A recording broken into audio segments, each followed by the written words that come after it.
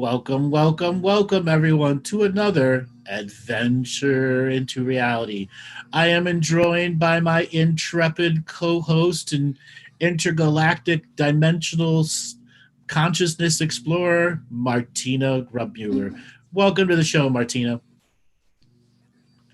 Hi, Andrew. Very excited to be here. And you know what? It's the 13th show that we're doing today. 1, 3, 13. So hey, so 1 and 3 is 4. 4 is what? Process and discipline, right?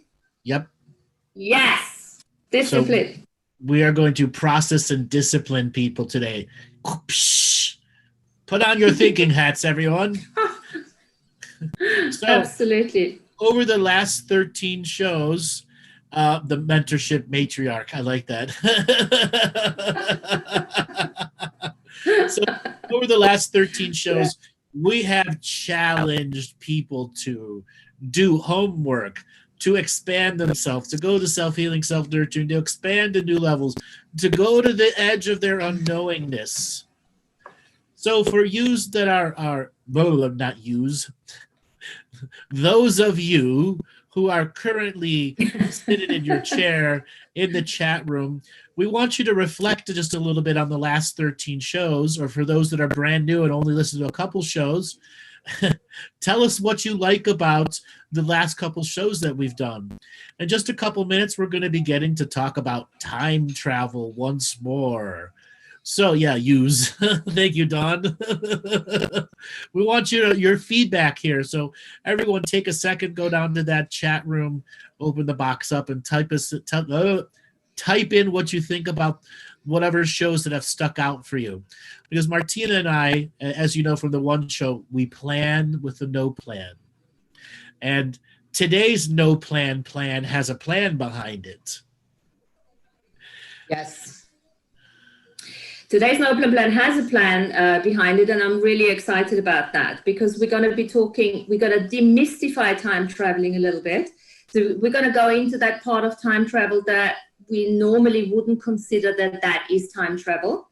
And then the other thing we're going to look at is dimensions, because it's quite, time travel often gets confused with where do the dimensions come in? What are dimensions? And then we're going to actually also give you a perspective of the brain patterns and how the brain patterning go together with the dimensions. Give a little bit of an overview on that. And then obviously we're going to dive into the walk-in, which I'm most excited. So walk-ins, time travel, all the juicy subject matters just for you. So we have people... The past few shows have pushed me to start your own podcast. Great. I like the fact that you go deep into higher dimensions of consciousness. Makes me think deeper and higher.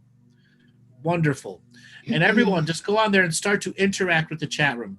Now, if you're listening on Facebook, YouTube, Twitter, Twitch, or any other site and want to come and join the chat room here in Zoom, Robert is going to put up some information for how you to come and join the Zoom chat room. Now, we do take callers. You must be inside the Zoom room to be selected as a caller. Martina and I will be taking callers later today after we talk about our juicy time travel subjects. We do ask you, if you are listening right now, that the questions you ask be based off of the topics.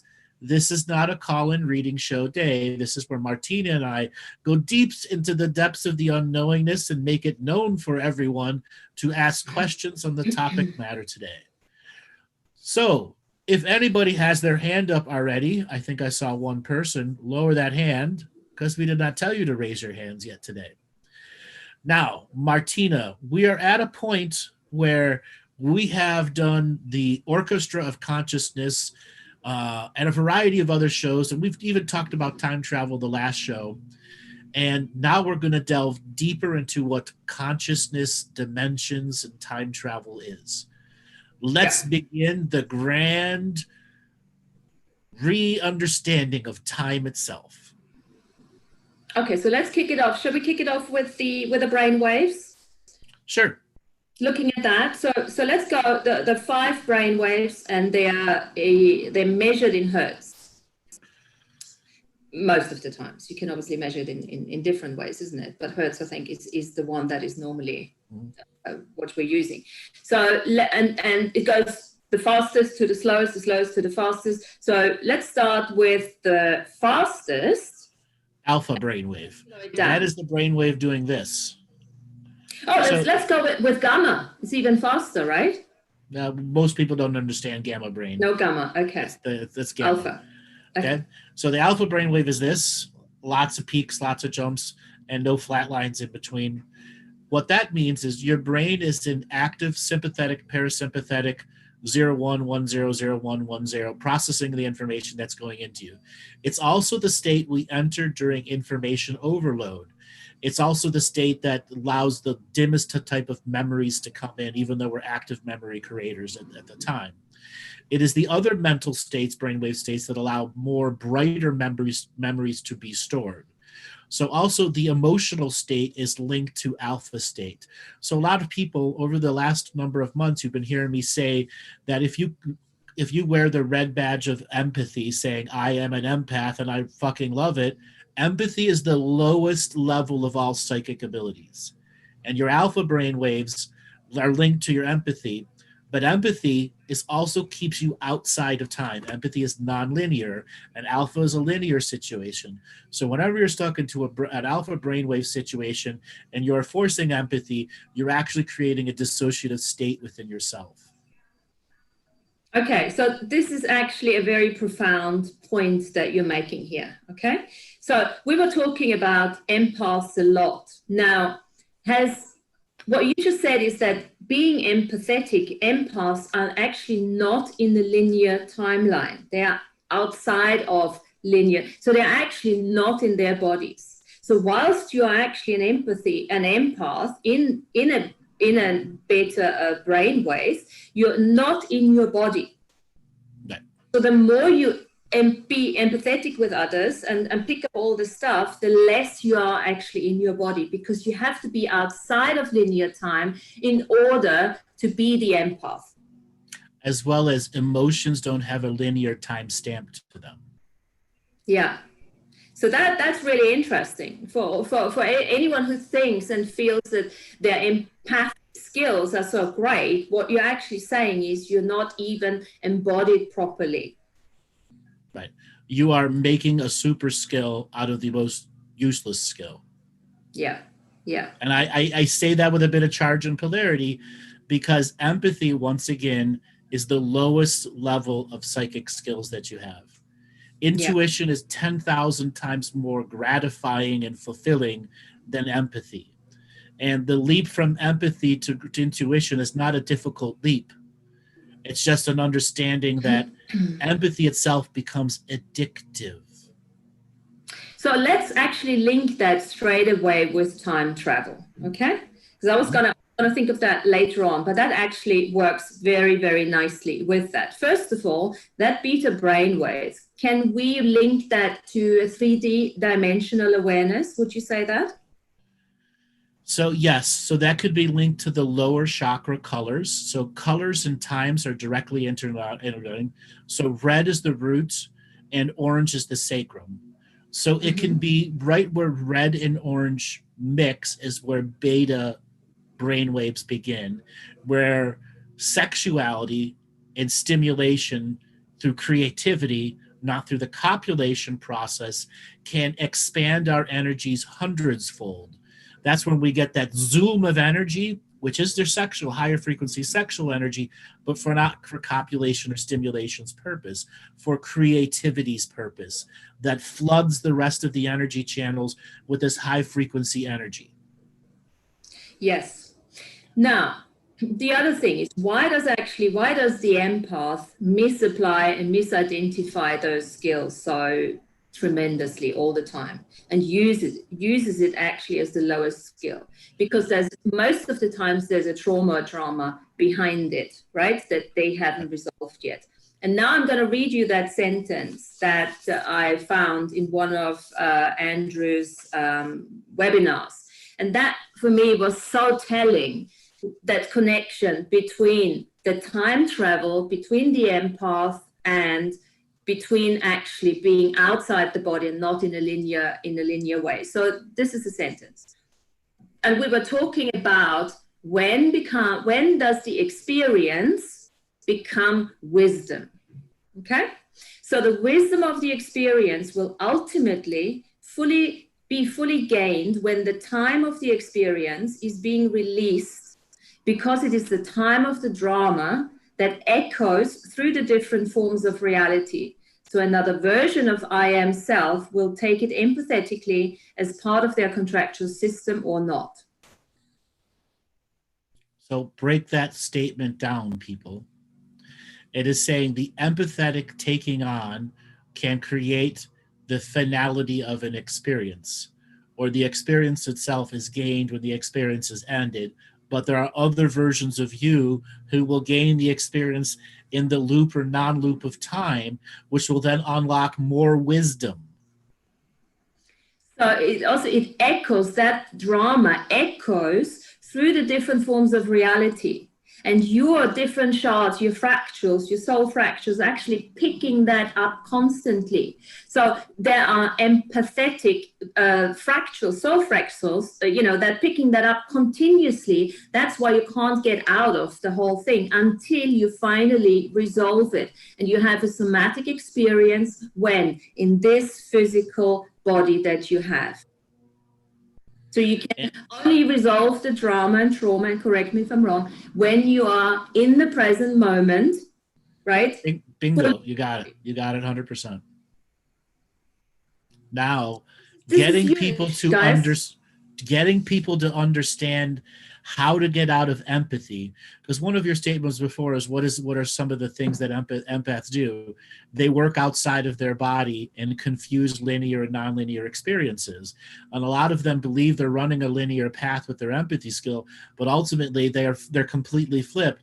They're a nonlinear empathetic being that's taking on shards and concepts and actually fractalizing themselves even more by having this confused state of linearity to nonlinearity. Yeah. So you're continuously traveling through time, chasing those echoes. Which is chasing your own tail, the dragon eating its own tail. Exactly. Okay. So that and you cannot simultaneously be present, because you're either there or you can never be present. And what that do as long as they're identifying with empathy as their linear. Well, yes, obviously, if you ignore it, yes, you ignore it. Yes. A lot of empaths lose their empathy as their linear timestamp, which is a complete opposite. It's its antithesis. It is not a linear timestamp, and so many empaths who get involved with narcissists have a secondary narcissist timestamp, which isn't their own timestamp, which isn't their own belief in time, which is why it muddles them up. So what I'm trying to say is to get out of empathy and to get into intuition is to stop using the nonlinear observation of thoughts, feelings, structures, and emotions, and allow your intuition to embody the energy of knowingness. And to understand that you are a time traveler. Always. Whether you're using Joe's time, Martina's time, my time, your time, 10,000 times, or no time at all, you're still traveling through time. The very nature of consciousness, it is evolving through time. Exactly. Using your own DNA technology. And as we're now starting to talk a bit more about the dimensions, think of that. Dimension 1 to 9, if you wish, and you can't make a complete distinction between either of them. You're constantly going from 1 to 9 in between, because, 3, let's say 3 to 9, continuously. As you start something new, you're coming out of the nines, out of the void space, you're starting something new. And it's so interesting to look at the dimensions from a time travel perspective too. Wonderful. So Shari was asking, can you give an example of how the two different in practical feeling? By you adding feeling, it is in the word, you're still in an empathy. Intuition is not a feeling, it's a knowingness. So the difference between empathy is feeling, knowingness. That's the difference between the two. Intuition has a time-stamp knowingness expression behind it. Empathy does not have a feeling timestamp to it. That's the only way to describe the experience until you've had enough of them so you can re-identify what why empathy is the lowest level of psychic experiences. So how can we actually, this is a good one to look at too. So instead of feeling, what can we call it? A somatic experience? Knowing is a somatic experience. There are plenty of times we've had a knowing that's made us emotional or ecstatic. Not all somatic experiences are crying your ass off. Some of them are bliss and joy of the highest levels. Yeah. So that's why I keep talking about the renaissance of feelings. It's a different type of feeling. It's no longer the old drama, trauma, just being caught up in it, but actually looking from an experiential knowing perspective rather than that. Okay, cool. Okay. So Manny, real life example, please. I just gave it to you. What's real life? Your life, my life, their life, their life, their life. Knowing versus feeling is the real life expression. To understand knowingness is meaning you understand how to know something. Do you know 2 + 2 is 4? Yes, you do. Did you need to empathize 2 + 2 is 4? No, you didn't. So you can see how there's a linear stamp in 2 + 2 is 4. I know this. And 2 + 2 is not 4 in empathy. It can be anything. The 2 and the plus could be 5. If we follow numerology stuff, where you combine the numbers. And going back to that sentence we just said, the experience turns into wisdom, into knowingness. I think knowingness we can also call wisdom, right? It turns into knowingness, into wisdom by releasing. It's being released because it is the time of drama, echoes going through, by releasing those echoes of that drama. Exactly. And to finish what Manji is saying, so no room for uncertainty. No, uncertainty is doubt. Doubt is a whole different aspect of the perception and misperception of linear and nonlinearity. Uncertainty and doubt go hand in hand with whatever dramas that you have going on that keep you in the limited empathetic state without the knowing state. Yeah. Cool. Okay. Now it's traumas and dramas that allow confusion, doubt, and hesitation to create false narratives in ourselves that become paranoia or false synchronicities that can have linear timestamps that we force onto empathy. And this is where a lot of empaths feel validated because the reality of their empathy is validating them in front of them, and they create these ongoing timestamps of false validations. I really like that, forcing empathy to a linear timestamp. Validated it with my empathy. Yeah. Which creates these self-fulfilling negative prophecies within people. That's a big one. Yeah. So beta brainwaves. Do we want to say something else? I've got, it's the normal alert consciousness. You're thinking, you're doing, you're busy, making decisions, solving problems, that type of stuff. And what I like what you said red, blue, and green, right? Were those yes. the colors? The same order of the chakra colors. Yes, same as the chakra colors, and that goes with the third type of dimension, if you wish. There's always overlaps and everything, but that type of stuff. So alpha. With the beta, we're moving on to beta. So beta can have sexuality into it, where when we are in alpha, our strategy is not as prevalent as it is in beta, where we can strategize conversations, even though we may not know the next words coming out of our mouth. We can guide conversations like a multiple layer chess game that isn't not manipulation, but guiding towards a resolution experience. So sexuality is the beginning beta awareness of strategy until we move into the yellow frequency is the confidence to maintain it. Now, each is another frequency of time and time stamping that we're adding to that.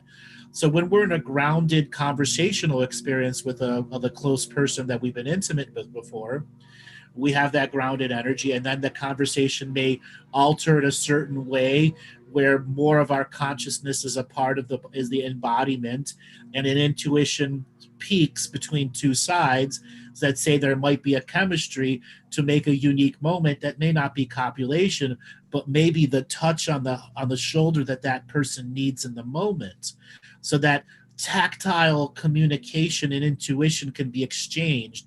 And this is where beta and touch are highly interactive with each other.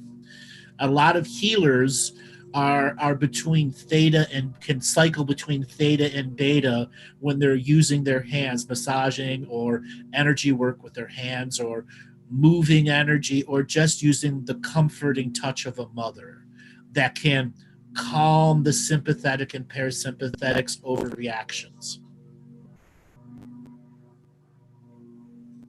Okay. I see your brains in your wheel turning. You're like, I was not expecting that.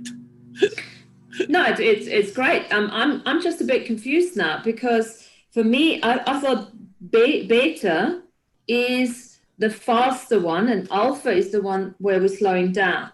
Beta, alpha, theta. So when you have a cycle, its hertz has a high and a low point. And then there's the rule. There are certain wavelengths, the total potential energy in the wavelength versus up and down, up and down, up and down, up and down, up and down, up and down. You add up all the peaks versus all the energy that's in the wavelength. That's the power behind it.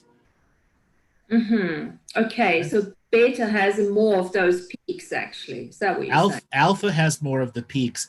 Beta has more power behind it.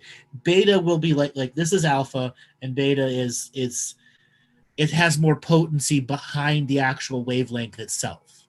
Right. Okay? Okay, cool. You're more embodied with light-producing consciousness. Okay. So dimensionally, what would you apply to that then?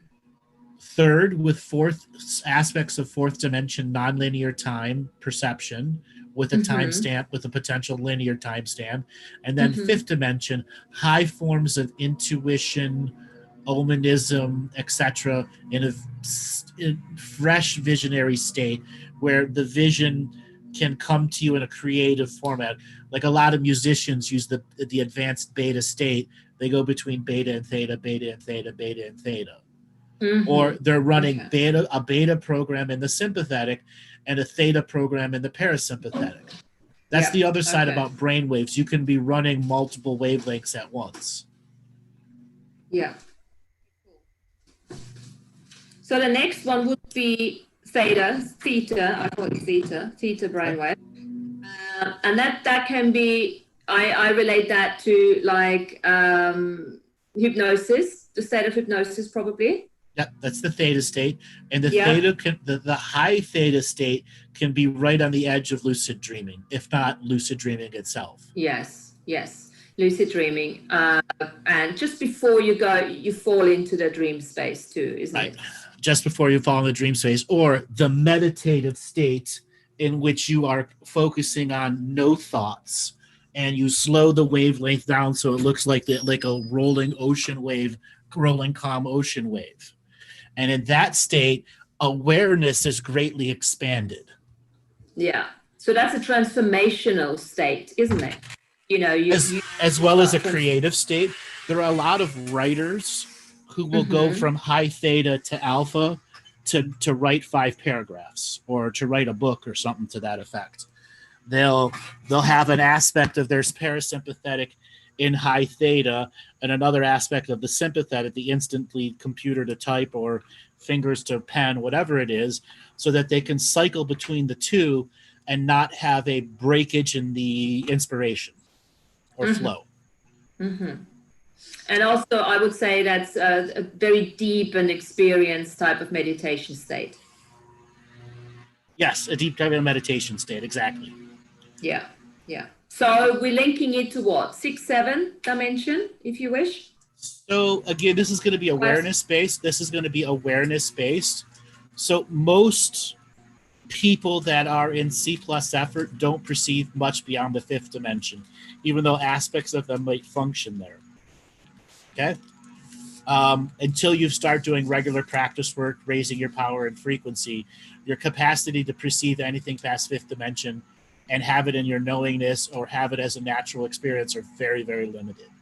So again, you may mechanically be there, but your awareness doesn't allow awareness of it. That's why your awareness is equal to your level of responsibility. Your level of responsibility equal to your awareness. But again, there are still higher aspects of us that function on all the different dimensions. Yeah. Okay. And then we got the Delta brainwaves. Yep, which is our sleep state. The slowest, exactly. Dreaming minds, connecting obviously to the universal dreaming minds to... So sympathetic and parasympathetic are adding no input into the awareness state. And the awareness of the brain travels into the heart. Heart then activates the awareness of the brain and heart-spaced awareness to go into the intestinal tract and to connect to the gut brain, which is getting inside the dreaming body or the dreaming vehicle, which then activates the rest of the lower chakras to enter sleep paralysis, which is a natural form that we have. And in sleep paralysis, the dreaming body, which has got the I am heart activated now, goes on its place in space journey. Exactly. Okay? And then the gut brain clearly influences dreams and our capacity to remember dreams. So having a clear gut is very important to having clear dream spaces or being able to remember your dreams. Yeah. And this is where, we meet the soul families and very restorative and healing and all that sort of thing. So let's say this would be 8-9 dimension. Yeah, 7, 8, 9, depending on how empowered the person was during the day. So let's say you had a really enthusiastic and charging day, you might even go into 10. If you had an average boring work day, you might be stuck at 7. Yeah. Or the dreaming body's got a calendar and you got a whole bunch of other stuff going on there. So that is just really a nice little explanation to see that, again, you are a time traveler, you are an awareness traveler through the different levels of dimensions, brainwaves, if you wish. So it's a really nice way of looking at that together. For anyone who thinks they don't know what time travel is or they don't do it just as good as anyone else, you are doing it. If you're sleeping and you're getting up in the morning, you're doing it. If you're alive, you're doing it. Yes. Well, okay. If you're alive and you're doing it. Let's say you're alive. If you're alive, you're doing it. Okay. Now, I do want to mention the gamma quickly. We don't have to say much, but that would be gamma brainwaves are obviously the fastest ones, and that would be pretty much if you do like a medicine journey or something. Can we say No. Medicine journeys are all of them mixed at once, and the heart and the brain creating they're all inside this, and then the medicine compresses it so it becomes a very intense energetic experience. So the brain represents the top, the heart represents the bottom of the peaks, and there's several frequencies going on, but it can't go above and below this. And then the medicine forces the tops and the bottoms to get more compressed. Like when you compress a data file that is hundreds of thousands of gigs into megs. So it's like a data compression system that then the gut brain acts as the actual pattern recognition for the medicine journey, because oftentimes it's the gut that's will determine if the medicine will even affect you at all, because it still has to go through the liver for the processing process before it affects that's actually you. Very good. That's very good to know, because I misidentified that. I never heard that explanation. That is actually very cool. So once you enter the medicine state where your gut begins to digest the medicine, or the liver has converted whatever it is into the way the medicine actually works for you, the compressed brain state is what create the ego deaths that a lot of people have in medicine journeys, because the ego may be stuck in your alpha or may be stuck in your sympathetic or parasympathetic, and the compression means it's got to flow to all the other sides and not be stuck in one place. And this is what allows so many people to have these massive positive transformations when everything is compressed. Everything's got to squeeze into every other areas to balance all the pressure. And that also explains the elimination process, right? That is required. As well as the nature of some of the experiences, such as purging, whether it's a mental purge, a physical purge, or top or bottom purge. Yeah, that's what okay, fantastic. Well, that's really cool. So let me just ask you something. So let's say 910. What is actually beyond? How many dimensions are there? It's an infinite amount of dimensions. Infinite. But do we have access? Our DNA skin suits gives us access based off of our density. Mm-hmm. So we've talked about dimensions, density versus dimensions. The more density we have as the embodied state, the more dimensions we can perceive. Our human DNA skin suits can perceive 50 colors of time.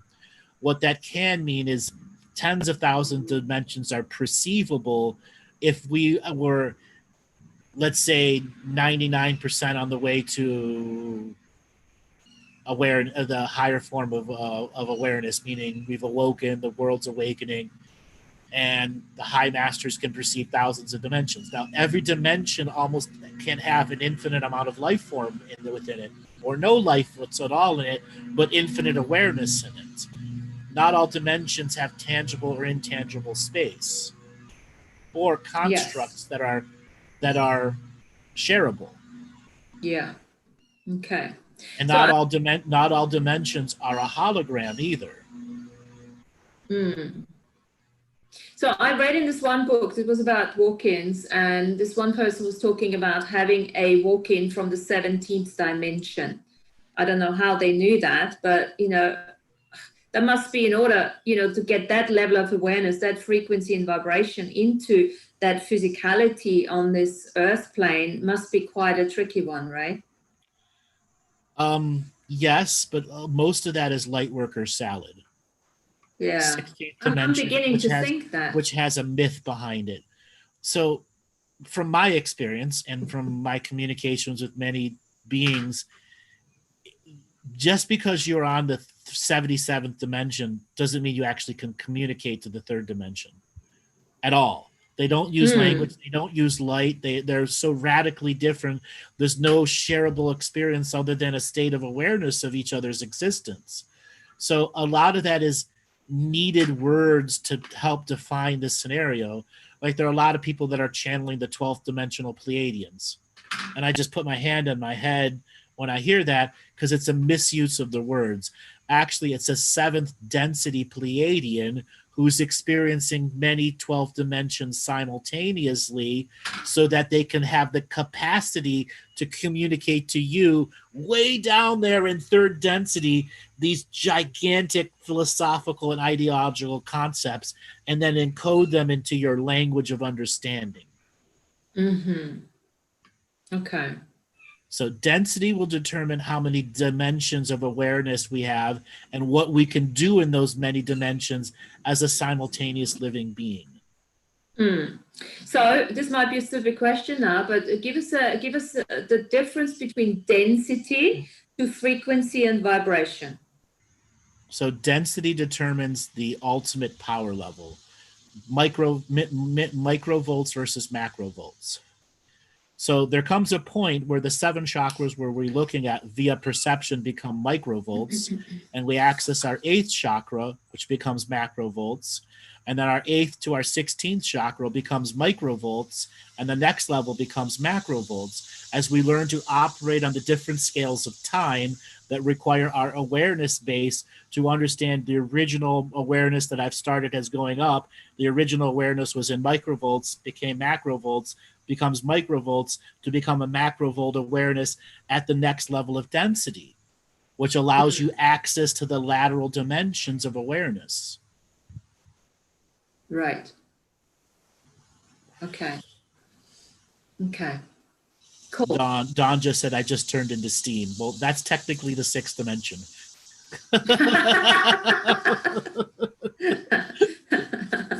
Come on, travel back. Make yourself solid again. Travel back. Oh, good. Okay. Well, what is there anything else you want to say about dimensions and brainwaves for you? So there are certain aspects where each alpha, beta, theta, gamma, delta, all of them can have bursts onto higher dimensions. And oftentimes we call these deja vus or omens, or the eagle is suddenly screaming next to you, and that's something from a higher dimension translating back, or you in the higher dimension and the higher dimension activating the hawk or whatever it is to create synchronicities. Yeah, synchronicities, yeah. Okay, so access to the other dimensions allows the universe to talk to you in the orchestra of consciousness. Yeah. The many simultaneously existing yous hearing the musical tune and then doing something with it. Yeah. Like right now, you and I are operating at about the 12th dimension, even though there's aspects of us that are higher and lower. It's the 12th dimension now that is grounding the teachings in English. Yes. So our awareness, our alpha, beta, gamma, theta, and delta waves are accessing portals to the higher dimension, which are translating it instantaneous for us, because you don't know the next word coming out of her mouth, nor do I. It is a unique flow that is allowing other dimensions of awareness to instantly translate into this compressed capacity of English language. Yeah. And that is using our DNA technology. 100%. DNA, the instrument of experience, yes. Exactly. And we have to be completely grounded in our physicality at the same time in order to not lose the plot here, and still having an awareness what's going on with the viewers, who is listening, what, you know, and things like that. And this is where the harmonics come in, how you know, harmonize all these different elements that are happening at the same time. Right. So Alan just brought up a very important, your circadian cycle, which is very much a part of our daily awareness journey. So there are certain aspects of the circadian rhythms where alpha is more natural than theta, and theta is more natural. And when you learn your circadian rhythms, it makes it much more easier to access and use the potentiality of an individual brainwave frequency. Interesting. I don't know much about circadian rhythms, to be honest. That's the hour of power teaching we did in the mentorship class. Okay. Finding your hour of power when you wake up in the morning. What part of the day after you wake up do you have your most amount of energy? And that's when you actually want to align your spiritual practices. Interesting. Yeah, I forgot about that. Yes, biorhythms. A lot of people have different words for that. Yeah. Cool. That's why time can be so restricting for people, because your hour of power, you got to be at work. Okay. Instead of the natural awaken flow, and then the practice begins your day, and what allows you to stretch out the time of the day. Yeah. This is why journaling is so important in the morning, because you can still bring in all the dreamtime data and everything and write it down, and the flow. I remember I actually wrote most of the book, but I wrote in the morning, because the flow was just like, okay, just let it in. It was natural for you. That's your circadian rhythm. Those were your greatest amount of capacity to easily contact the other densities and dimensions was simplistic for you. Yeah. Yeah. Cool. So let's focus a little bit more on time stamping. Like right now, we've been going for 37 straight minutes without basically a breath. And every second is a mental timestamp. Yes. So we've been in 10 minutes. It felt like 10 minutes, didn't it? It did. Okay? So there is a density behind the time stamping because we were in such unique flow. So a memory has a timestamp to it that tells you how empowered you are to store in a deeper memory. Okay. Now there are times when we are not in our bodies and we are doing low density memories or not a lot of light, which makes it hard to remember some things in our life, which means we have to enter those high theta states. Are you going to really remember all aspects of your 13th birthday?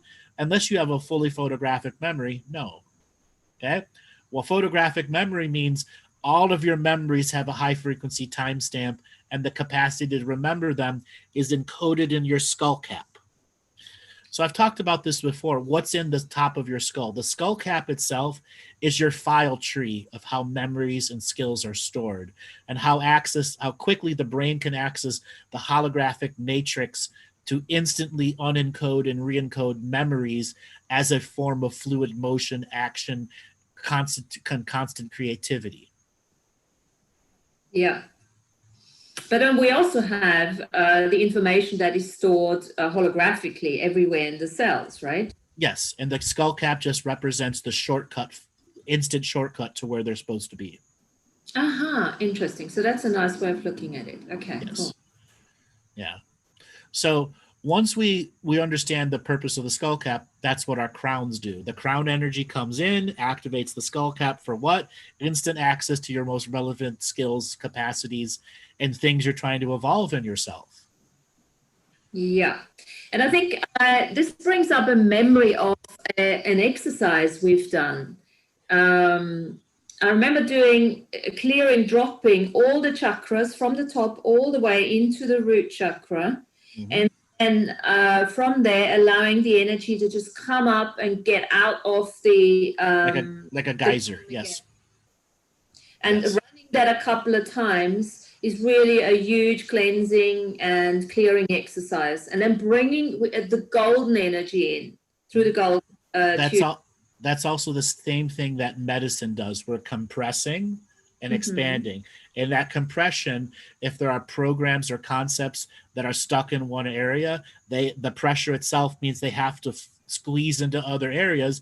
And then when we open back up, it creates a negative pressure, which then creates a balancing of those overactive programs and concepts.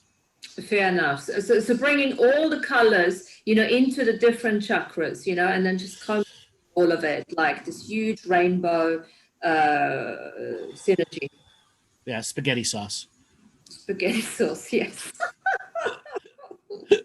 Rainbow spaghetti sauce. Yes, rainbow spaghetti sauce. That's right. Okay. Cool. So, time stamping. Now, yes. I'm going to ask everyone this. What is your most powerful deja vu? And people in the chat room to remember. What's your most powerful deja vu that you remember?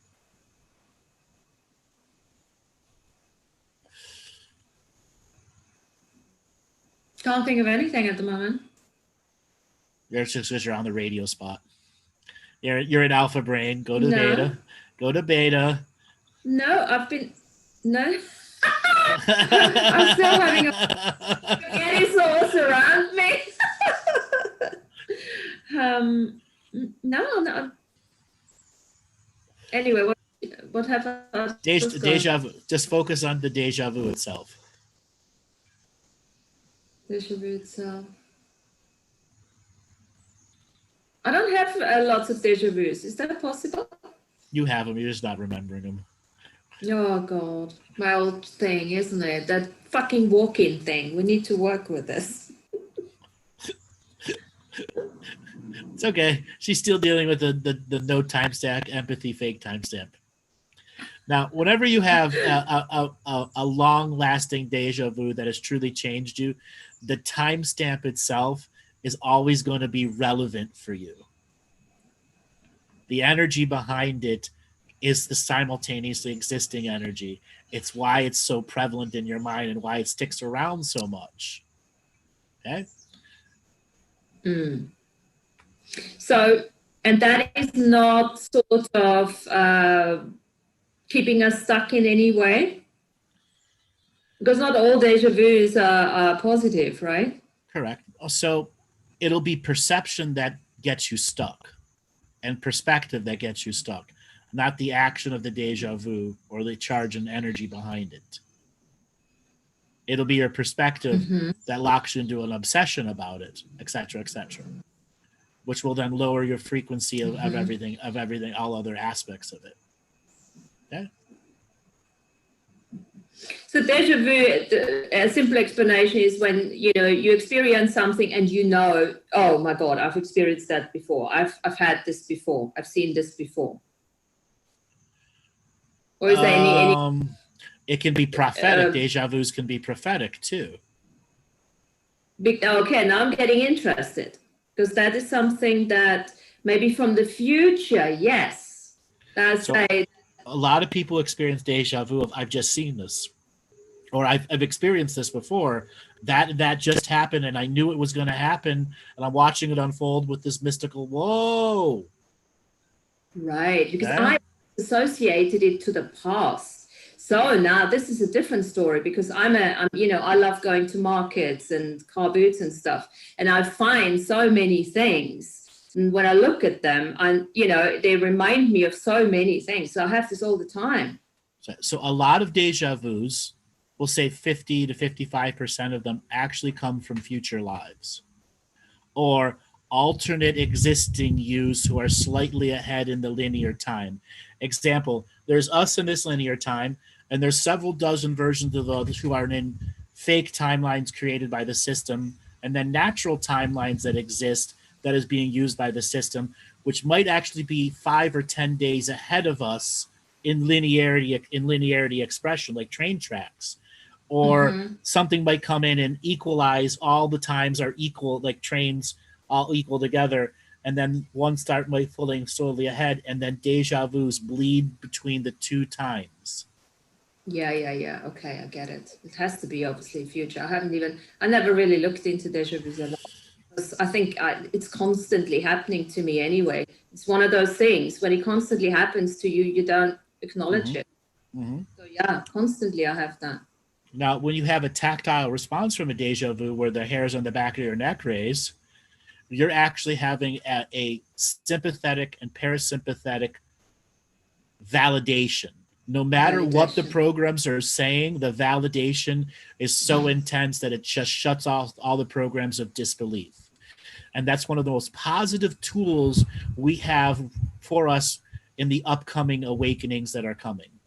Okay. And we can learn to begin to communicate to our future selves like we did in our last show, so we can begin to engage this tactile knowingness that the future is coming, because I am my own freight train of time. Yes. Okay. So this is interesting, because, you know, I've with this walk-in situation here, I've started reading a book with lots of reports of walk-ins, 20 different people who are walk-ins, what they experience. And as I'm reading those, I'm having those somatic releases, deja vu, synchronicity. I throw it all in the synchronicity pot, you know. I know this is true for me, you know, and then I have to release. So I had lots and lots of tears whilst reading some of those recordings, you know, what they're saying, because it obviously reminds me of, you know, from the future or the past or wherever, you know. So let's focus on what a walk-in is. Okay. Yeah. Give us an explanation, your explanation. So there are many different versions of walk-ins, but the most broken down essence of a walk-in, a soul is born into a body, and at some stage, the soul has a set of things that can go right or wrong, or a pre-done situation in which that soul will leave and go into another body or enter the astral world, and another soul will go in and take over all of its spiritual contracts, plus its additional spiritual contracts of being a walk-in, so it can have a lot of dual-natured experiences, and then it will go forward in linear time as if it was the original soul's time stamp soul family expression. It's like a twin that comes in, because not all parents can tell the difference between twins. Okay, it's a twin that can come in.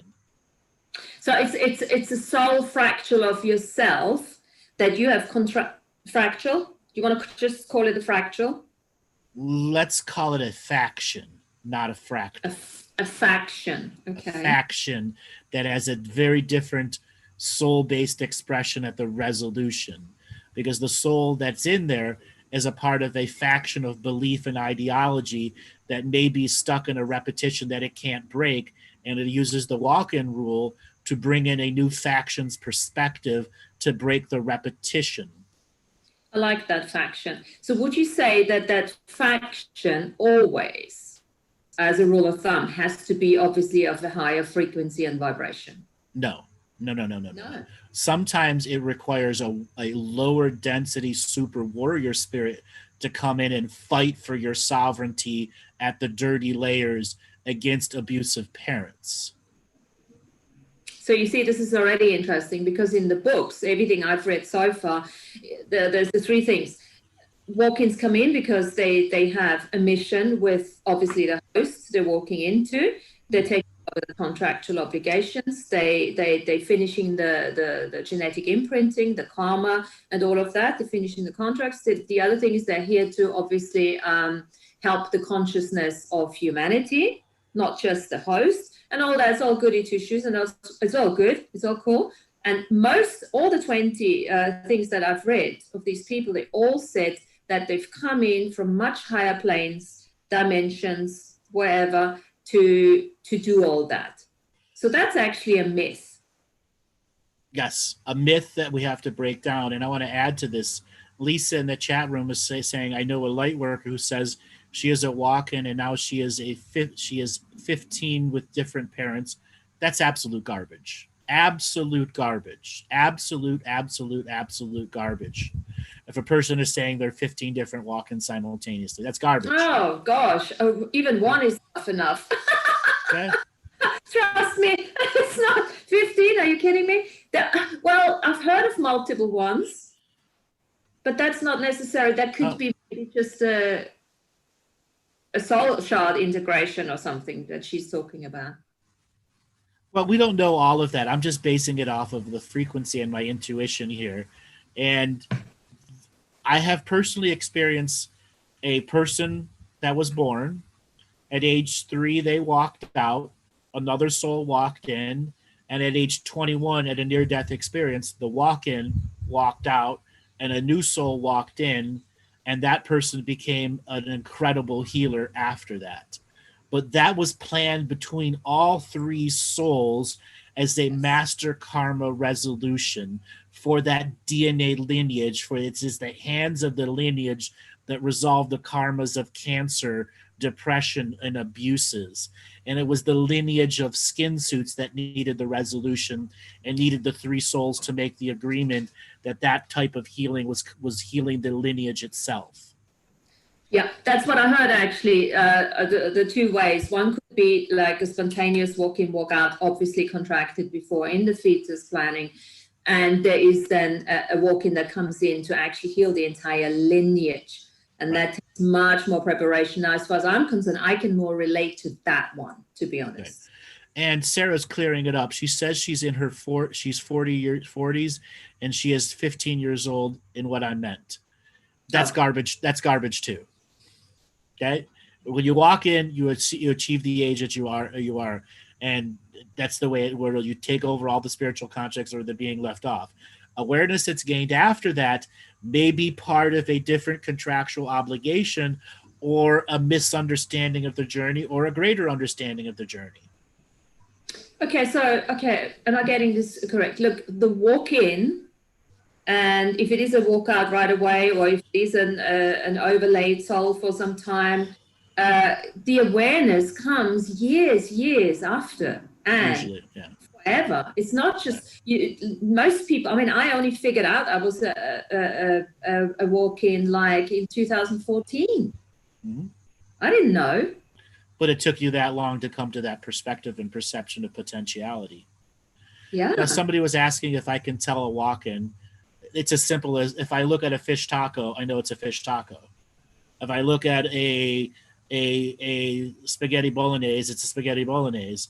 That's how easy it is to recognize walk-ins at this level of awareness. I mean, it's in the fine print, it's in the contracts. It's so obvious that it's a walk-in. That's how I can tell when a person's bullshitting or not. Right. I'm not a fish taco. No, you're a Martina taco. With rainbow spaghetti sauce all over me. Good. So what were we saying? We were basically talking about what a walk-in is, what are the reasons for a walk-in. So let me add a layer here. So yeah, we talked about the reasons walk in, walk out. Now, a lot of current situation walk-ins are actually a part of a grander contract resolution where there are a lot of people who needed to be in this timestamp frequency but don't have the capacity to beat the system because of the mind control, the social engineering that's going on. They can't beat it, but they have a contract for them to walk out and big brother, spiritual brother, sister to step in to fight the system in a new way. But that's again the twinning scenario where that which walked out becomes the spirit guide, and that which was the spirit guide becomes the embodiment to initiate the great awakening on a grander scale. I didn't have that. Did I? No, yours was different. Yours went backwards in time to influence time in the past, and the part of it you came forward in time was to be a unique signature frequency of the past so that you could have a present signature frequency that was future now. Yes. Whatever that means. Means the ancient future is now real for you. The ancient past is just as real. So you're all of your simultaneous past, present, and future existing selves as a linear and nonlinear based verbal teacher. Right. Good. Yes, I see the wheels. I see the wheels turning. Well, guys, I have to be honest. I mean, this is something I am coming to explore. I've only started to explore that. I've ignored that for such a long time. So it's an interesting one to explore, and I'm grateful to have this opportunity. And I'm sure it's an interesting one for everyone else to look at. So we want to take a moment. If anybody wants to type in any questions about walk-ins and walk-outs, I see one from Frida Dorian here. Does the walk-out soul get to return? No. Once it's out, it's out. It may come in another body, maybe your brother, cousin, sister, lover in the future, which happens quite frequently. Something walks out of the lineage and then walks back into another lineage to try to help heal that lineage. That's another common reasons of walk-in, walk-outs. There is a situation, though, where sometimes there is a walk-in simultaneously, or you have a situation where there's a walk-in, and then for a couple of years, you have an overlay, if you wish, where the in-walking soul helps the natal soul, if you wish, to prenatal soul. And that will be a prenatal soul. So a lot of times a fetus is not alone in the womb. And this is why so many people between the first 5 weeks of pregnancy, there's a twin actually being developed genetically, and then they absorb it. And these are what become birthmarks. Okay, so that's different to a walk-in then? No, it's not, because it can trigger a walk-in later. Prenatal walk-ins are expanding the capacity for the mother's future life too. So this is interesting. Did you just say that becomes a birthmark? Because yes. I got a birthmark. Yeah, because you had you had the signature prenatal walk-in, which is what allowed your walk-in, walk-out scenario when you were embodied after the forgetting of the birth canal. You never told me that. Well, it's you got it now. That's so cool. Now I know where this birthmark's coming from, because I was already thinking, what is this? I always knew there was a connection. It was a prenatal walk-in. And then there's post-natal walk-ins. Now, I've talked about souls hiding themselves in different bodies. So up to the first 2 years, the baby that you have may not be the baby after 2 years. This is how a soul that's super powerful can get past the incarnation grid or the archons, where they've been in the womb for so long with a crappy life plan, and at the last second, the post-natal, they walk out and walk in, something else takes over its position, or they stay in that crappy life and walk out later. It's a technique that is used to get into this reality without the predictability factors of the systems inside it. Yeah. No, Trump is not a walk-in. It's basically to out create the system. Yes. Or to stop a long-term repetition process in a lineage that the soul family elders cannot break, because there's some long-term karma that until they get some really potent, powerful souls in there, what's existing in the lineage can't break it. Yeah, fantastic. Good. So here's a question from Ginger's iPhone. So does the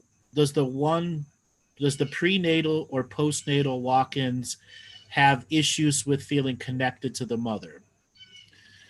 It depends what the mother's lineage karma is. If the mother's mother had a good quality birth, no. If the mother's mother didn't have a quality birth, yes. But most situations where you feel disconnected, it's from the mother or the earth mother. It's something in your environment of that current life that's created that. And it's part of your karmic journey to reconnect to the mother and great mother expression. Again, part of the source disconnection schools we go through. Yeah.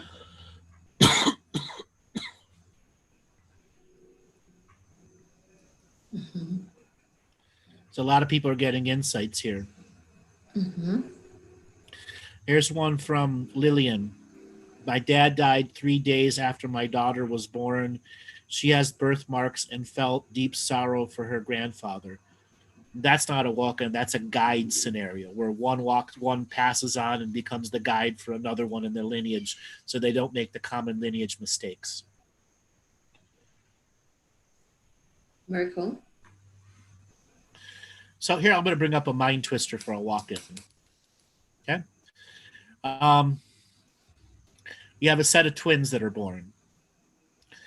One twin at a young age decides to walk out. Are they still identical twins? Well, they're identical twins to start with. One walks out. Are they still identical twins? Identical in terms of the looks? Gene, DNA, everything.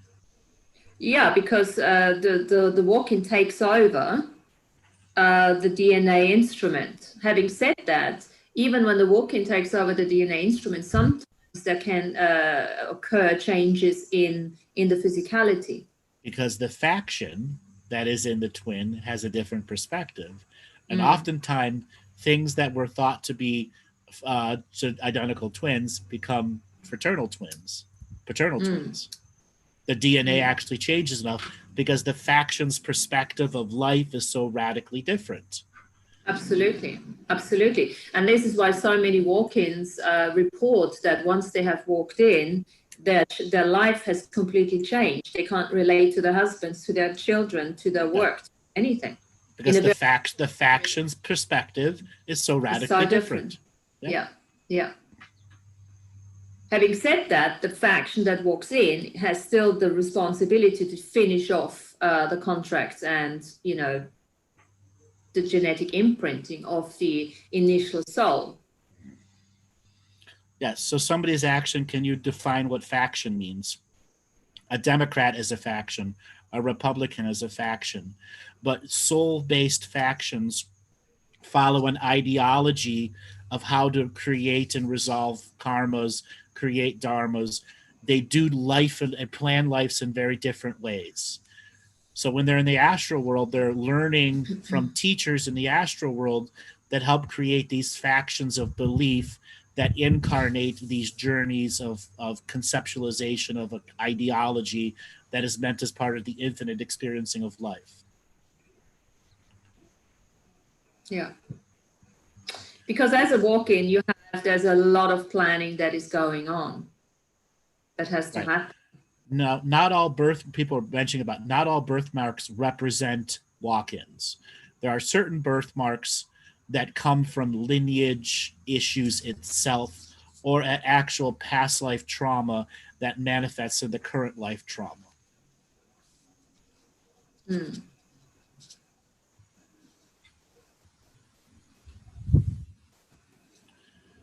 So another mind twister here. Mm-hmm. So we talked about twins, near-death experiences. A lot of people have these near-death experiences and they come out completely changed on the other side, but they're not walk-ins. They changed factions. It changed factions. Yes. The near-death experience allowed them to realize the old way of going along was not going to generate the change that they wanted. And the teachers in the near-death experience and the light beings that began to repair them and put them back in the body helped them change ideological factions. Mm-hmm. Can we compare those factions to the agencies? Yes, yes. Yeah. The themes of the agencies.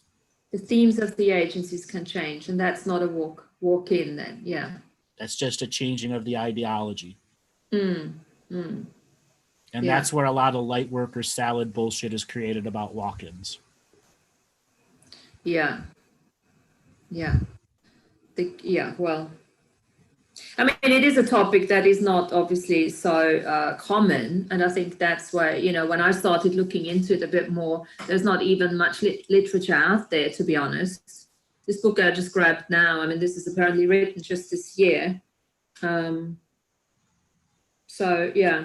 But there was a time, I can't remember now, was it 2014, 2016, where we had 700,000 walk-ins, as you were saying on, and they all walked into... Yes, that's the faction change. That's what I was just talking about before, where those that were embodied knew they couldn't beat the mind control, the drama, materialism, and consumerism. They weren't advanced enough with the lineage limitations they have. And so they had an agreement to walk out so the powerful brothers and sisters could walk in and create the change. It was actually 7 million or 70 million. 70 million. But was it instigated by the prime creator? Correct, as part of the audit. As part of the audit, right? Yes. Exactly. And these people that determined how cooked the karmic books were. Yeah. So was it 2014? Yes.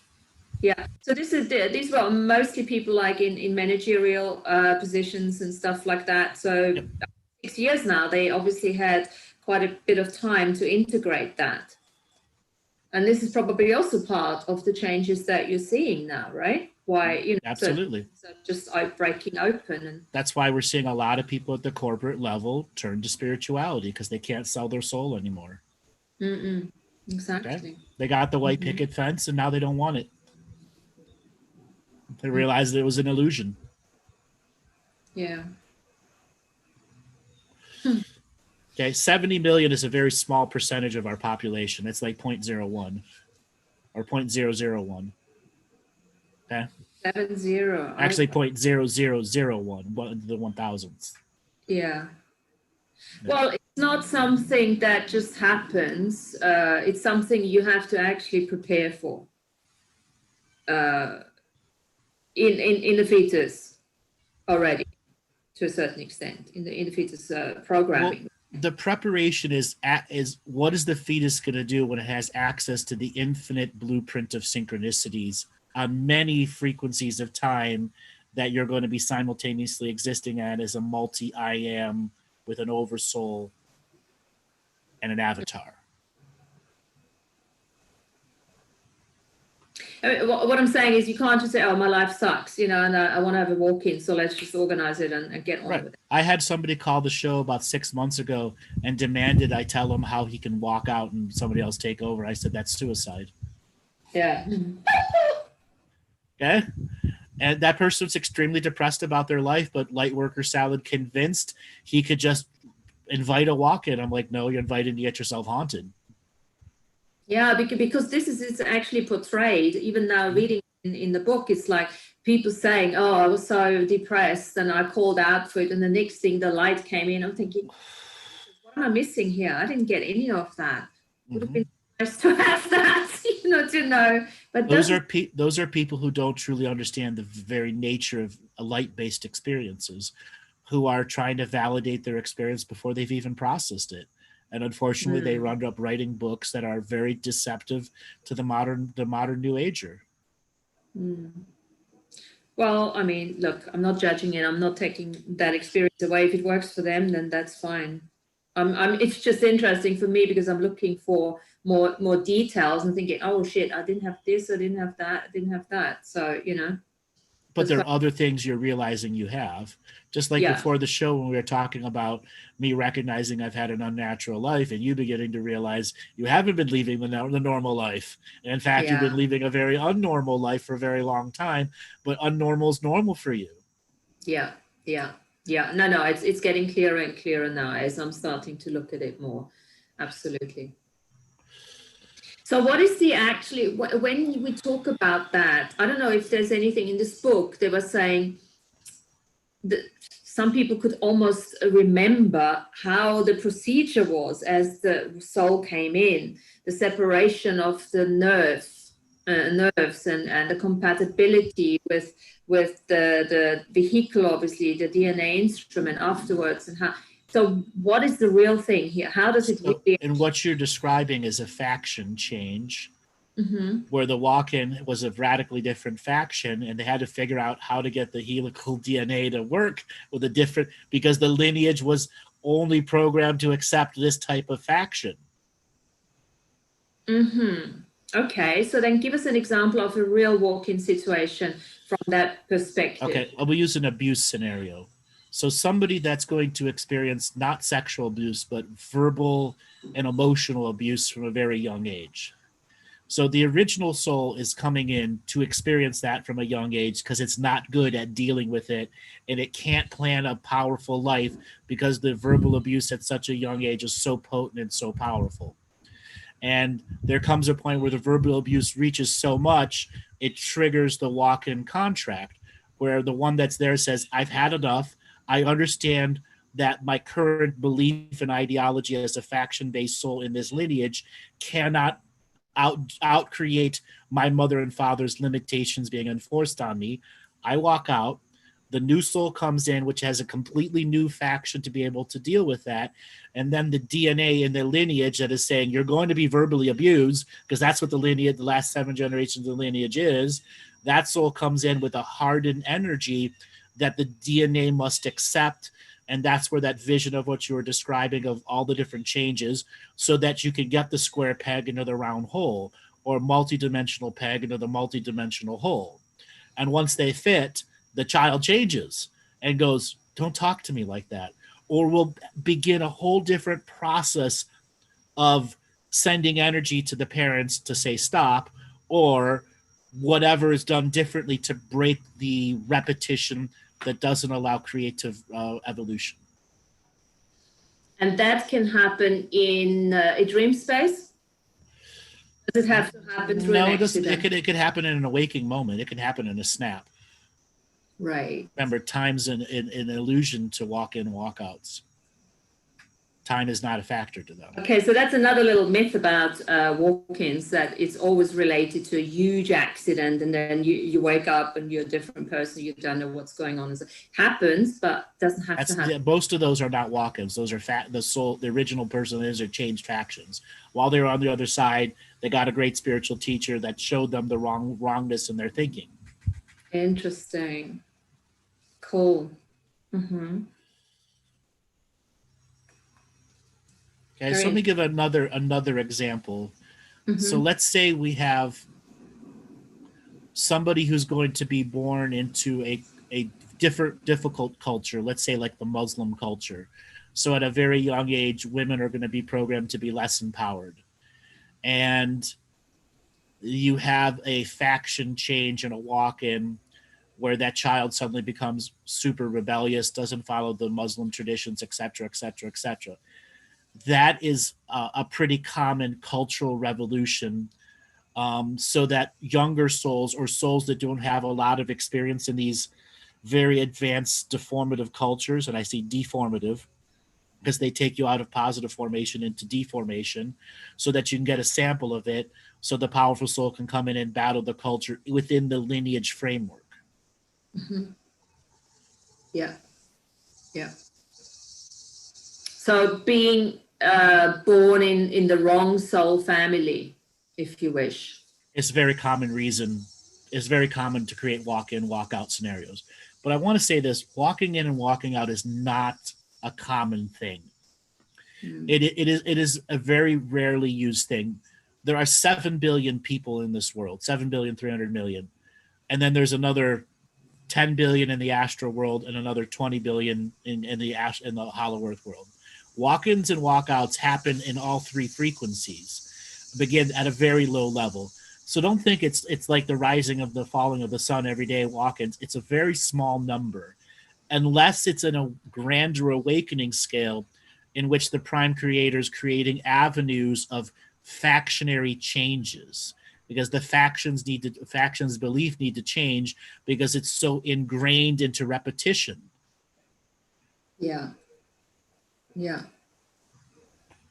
Very cool. Is this a good place to just throw in the soul shard politics? Yeah. Perfect. Yeah. Let's talk a little bit about the soul shard politics, because, you know, we all talk about the politics, obviously, you know, with us humans, beings, you know, with bodies, and we're fighting our parents and we're fighting families and friends and all of that. So you've introduced me. When we were talking about my situation, you talk about soul shard politics, and that was something like, wow. Soul family politics. Soul family politics. So yes. Say something on that. So there are certain soul families who follow a set of factions or a set of spiritual ideologies. And then they create a variety of lineages in which we can incarnate or reincarnate in. And let's say you have soul family A that is going to be Muslim, Italian, Chinese, and African American. And those four lineages are going to try to regularly incarnate and reincarnate with each other with a variety of cultural programming. And each fetus in each womb is going to have its different way of creating blueprints and synchronicities based off of their astral teachers who help them plan lives while they're a fetus in the womb. And so those four races and the cultures that come with them will have their innate limitations. And those would be the soul family politics.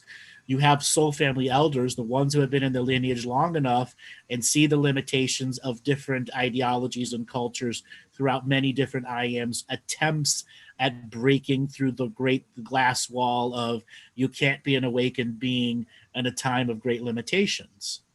Okay? And all the souls are going to try, what do I got to do to be a super genius in 1732? Well, there were lots of super geniuses, except they were farmers, and they didn't have the education to use their super genius. The limitation of the culture and the times. Now you have, let's say, Muslim, African American, Asian, and whatever else.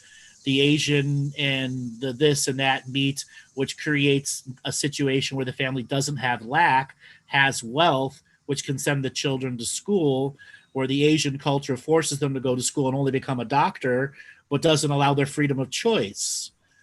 And those become the politics between multiple soul family elders who are choosing a pod of people incarnating with them. Mm-hmm. So let me throw in the soul shard family politics too. So, and correct me if I'm wrong here, it's like you can be living in the family and get on okay until you start realizing that some of the shards of your, I don't know, whoever you're living with in that family are actually opposing your awakening, if you wish. Yes. You know, and they might not even know it. They probably would never think that they do that. But on a soul shard level, you're actually having this fight. You're having this politics going on. Domination and control in its classic expression. I mean, for me, that was a new thing. I was like, wow, that is so cool. Or not, you know. Okay. They have their politics, you know, their politics is just as divisive as ours. Yeah. Because there's a lot of zealots and a lot of soul families who pretend to be soul family Yeah. elders. Okay? They're the ones that have, 10 lifetimes in a row with white picket fence and money and this and that, but don't actually have to earn anything. They don't have to earn their awakening. Right. And there are various reasons for that. And the reasons are the same. Why don't they choose self-healing? I don't know, because they've been prosecuted so many lifetimes or la, la, la. It doesn't really matter. But the fact is, you've got to be aware of that. So this old saying that we're all family, and because we're in the same family, we have to love each other. It's all bullshit. We don't have to actually be very aware what's going on in the unseen. Mm-hmm. So one of the early statements I made when I came out, which a lot of people had a lot of time of processing, is part of what made the Galactic Historian and Andrew today is over the last 10, 20 something million years, I made it a point to incarnate into every soul family that was a part of the Great Awakening. Now that in its own right is a very rare experience. There's not a lot of souls or soul families that will allow that to happen. What it does is gives me inside information on long-term soul family politics, incarnation processes, which also makes it innately very easy for me to do sessions and readings and access high capacity information, because I innately know the factions, politics, and why those politics are driven into hardened ideologies as a reincarnation or incarnation. That takes that old saying as a healer is, I've been there, done it, takes it to a different level, doesn't it? Yeah, it does. I've fucking been there and done it, every soul family. Yeah, and when I encounter soul family elders who finally ponder, he actually was in our group. Wait, he technically still is. Wait. How everyone's politics and secrets? Yes. That was the whole point of incarnating. And doing this as me, as that entity, standing frequency and time, telling all the soul families, put down the soul family politics. We are all one. And if at the soul family level before incarnation you have divisiveness, what's going to happen when everyone starts incarnating? The divisiveness is going to get out of control. And the divisiveness starts at the soul family elders, who are regularly allowing inexperienced souls into soul families that are meant for super experienced souls. Well, it's still a choice, yeah.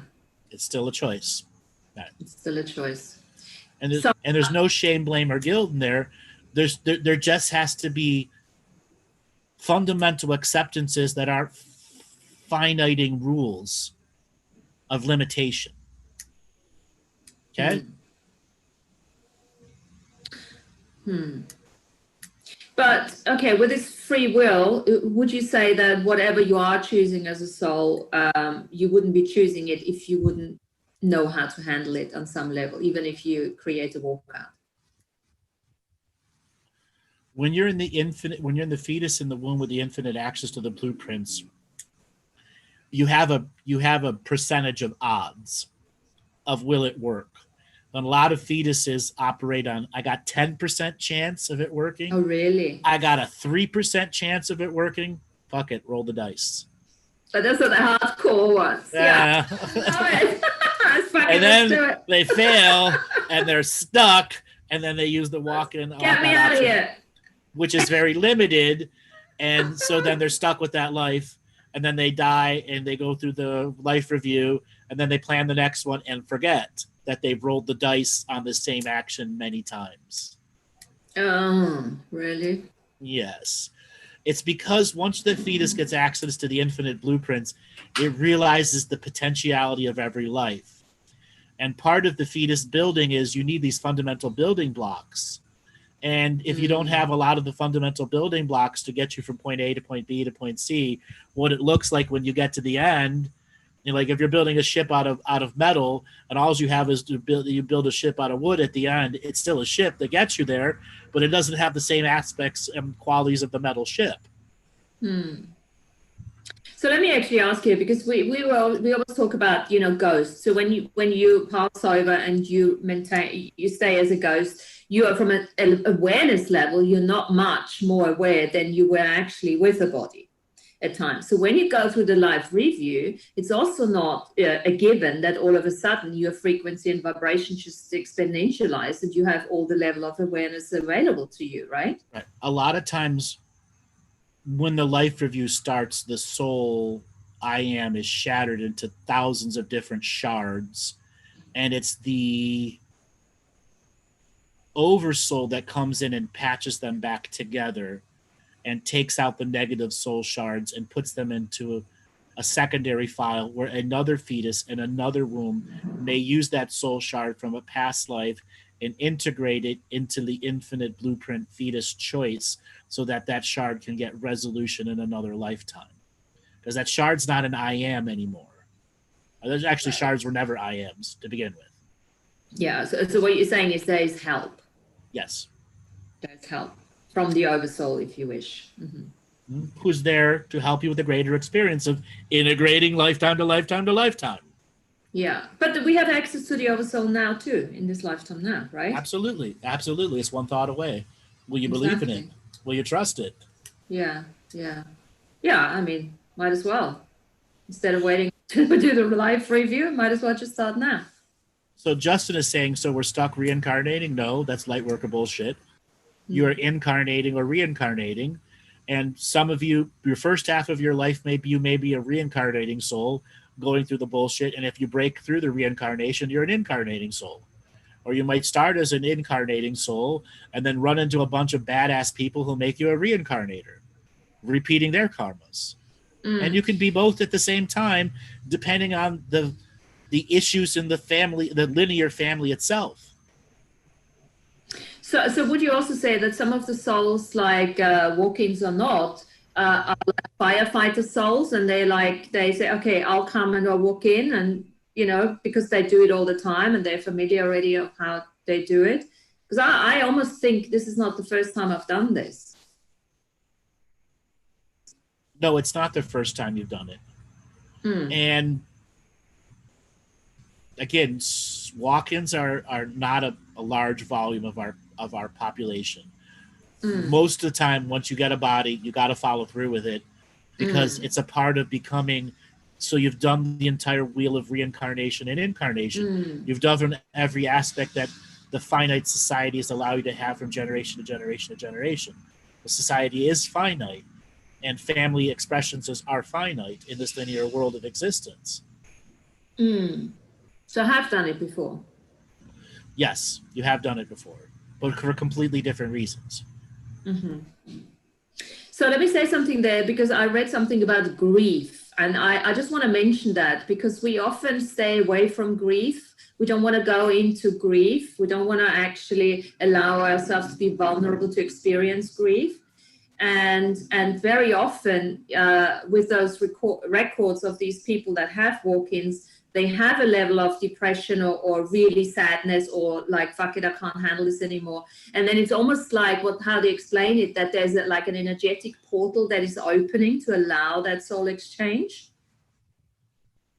Do you think that grief is a good emotion to trigger it?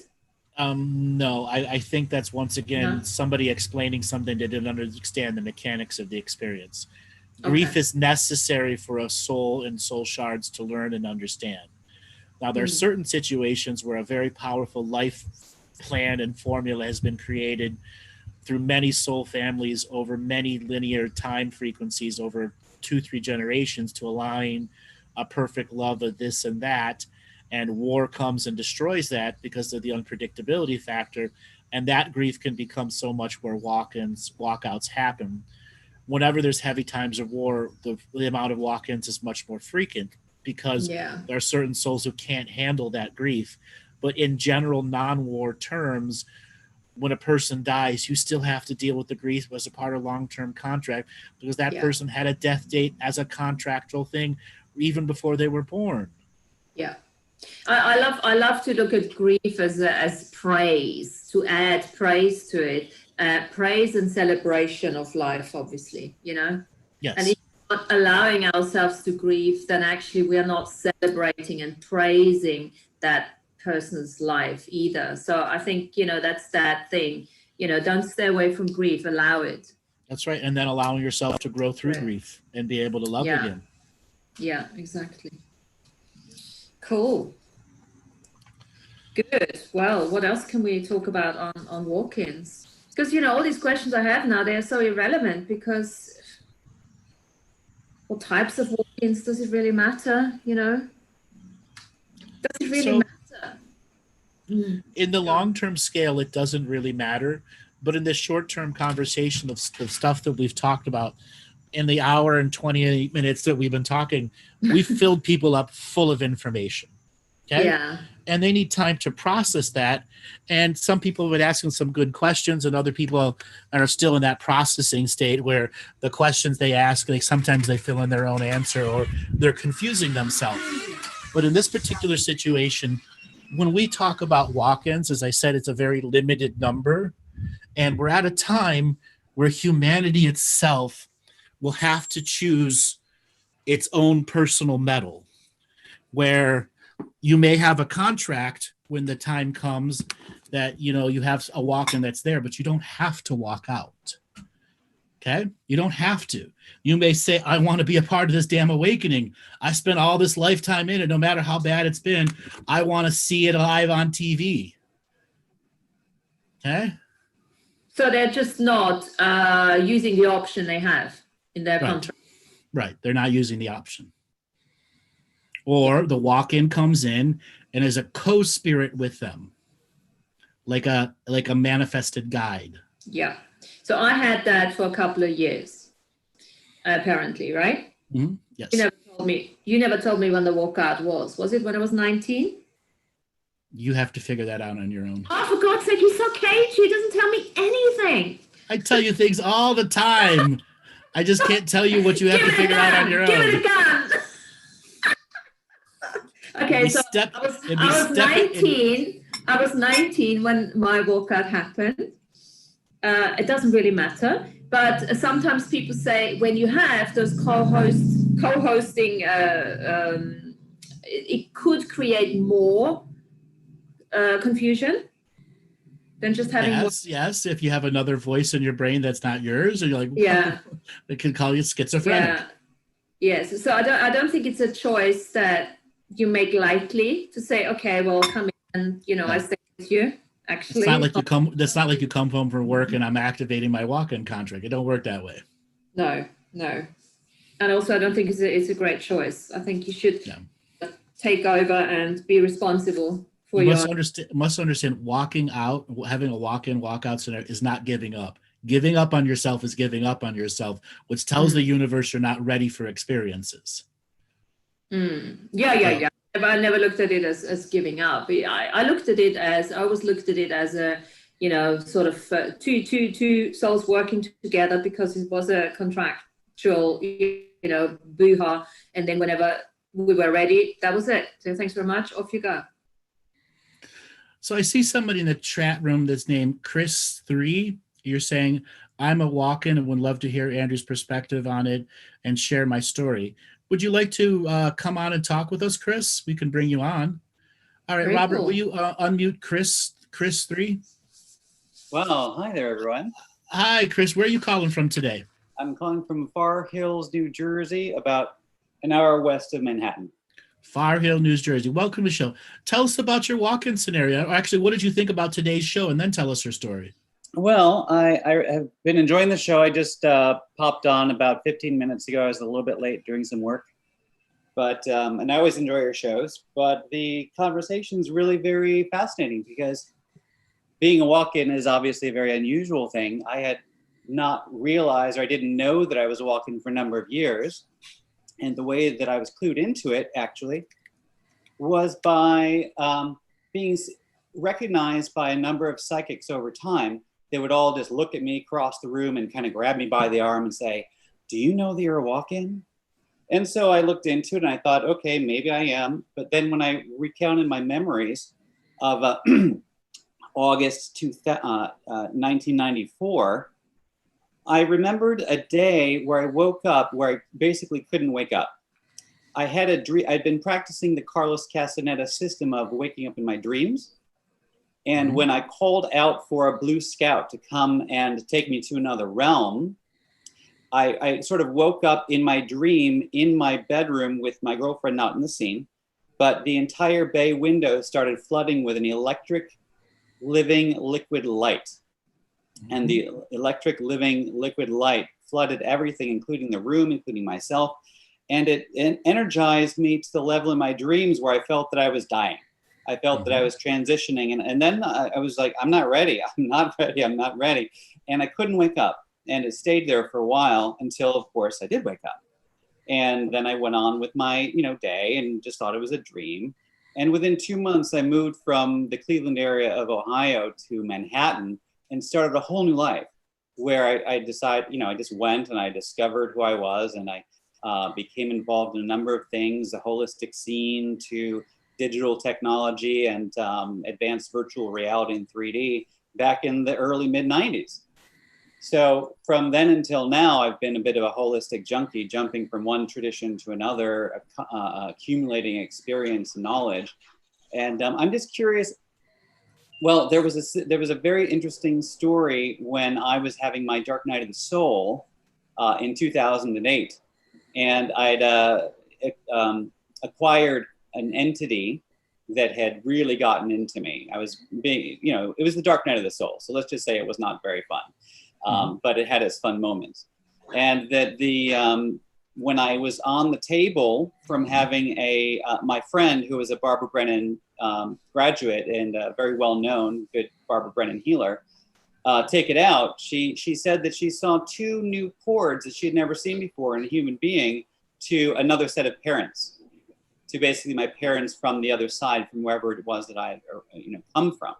So she asked me if I wanted to find out who they were, make a connection, to see where it goes.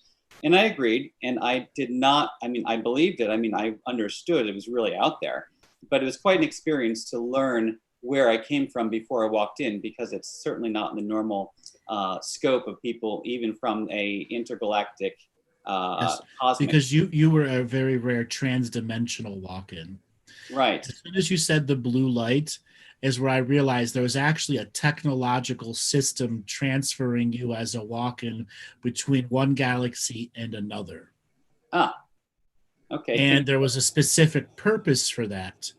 The specific purpose was the you that was in the body was going to go to the other galaxy and teach them about the harshnesses of Earth, and use your Akashic record to show them about what source disconnection really was. And the part of you from the other galaxy was going to come here, was going to bring a whole other perception of how to connect to galactic source that is not this galaxy, which is still oneness through galactic perceptions. Right. And it's why you jumped into the higher frequency spirituality stuff, VR, all of that.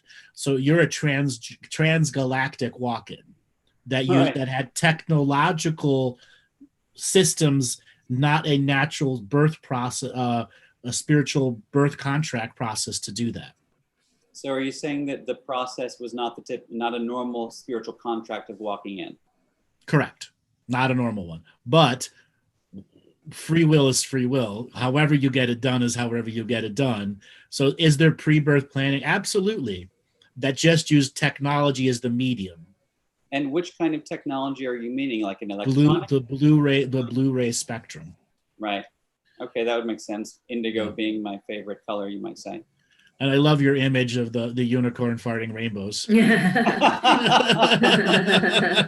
got a much bigger rainbow, yeah. Yeah, I feel like that sometimes. And there was one day in 2013, shortly after I discovered your broadcasts, that I remember taking a shower and feeling a unicorn energy, literally a unicorn, kind of merging in with me. And because from a technology point of view, from my career path, I'm always kind of accused of being a unicorn because of what it is I do, although it hasn't quite happened just yet. So it's a fun metaphor. But I remember one day it truly felt that a unicorn had just merged its presence in with me on a level that of joy and fun that I just can't quite describe. I don't know, maybe you can see into that or something. Is there anything that you'd like to see, or you can see, or like to share? So I will simply say this. When you had your transdimensional walk-ins, transgalactic walk-in, you had to use the guides that were here. And the version of you that walked to the other galaxy had to use your guides from over there. And what that was is one of your guides figured out how to cross galactic dimensions and be here with you now. Right. Okay. And its representation of the unicorn was the only thing in myth that it could show you. It was that unique to this sector of galaxy. Well, okay. Okay. You want to hear something crazy? Sure. Okay. So when I was on the table, having had that entity removed, the thing that she said, that she says, you're not going to believe this. Okay. So, because it was during my dark night of the soul, I was not necessarily being, a good boy. And she said that my mother was like a fairy, like a human-sized fairy, like a fairy queen. And my father was actually a centaur. Not uncommon. That's not uncommon. No, not uncommon. So now this, to me, in terms of my left brain thinking, leads me to question and my perceptions of the nature of the dimensions, whether they're the mythical dimension, they're not the harsh or the dense 3D dimension that we're in, but more in an astral dimension or an energetic dimension where light's more pliable for beings or a hollow earth dimension. Humans and horses have been simultaneously sharing lives and formats and soul families for millions of years. Okay. Right. Horse did not originally come from Earth. It was brought here from some of the original horsing worlds. So a human centaur hybrid mix, it very much is a regular incarnation in hollow Earth as well as astral Earth, and they have immigrated to other dimensions. Now, many centaurs mate with fairies. Now, you're saying queen or princess energy. That means they have a highly refined changeling. I call it changelings because they can change forms at aspect and change their beliefs at will too. Fairy type energy. When they mate with a centaur and have an offspring, that is a fairy centaur human offspring, which has a very specific purpose of creating change by challenging the factions that are in the incarnation process to think bigger and stronger, because oftentimes the factions themselves are limiting concepts. And the hybrid centaur fairy there is to show that the factions that are running material concepts, that their very nature of what they're thinking is low frequency. And that You're going to come in to be a unique high frequency faction bashing system. That's about right. But it's always done with fun as well, which is the way you have to do it, because if you're a faction bashing warlord, you're not going to do it right. Okay.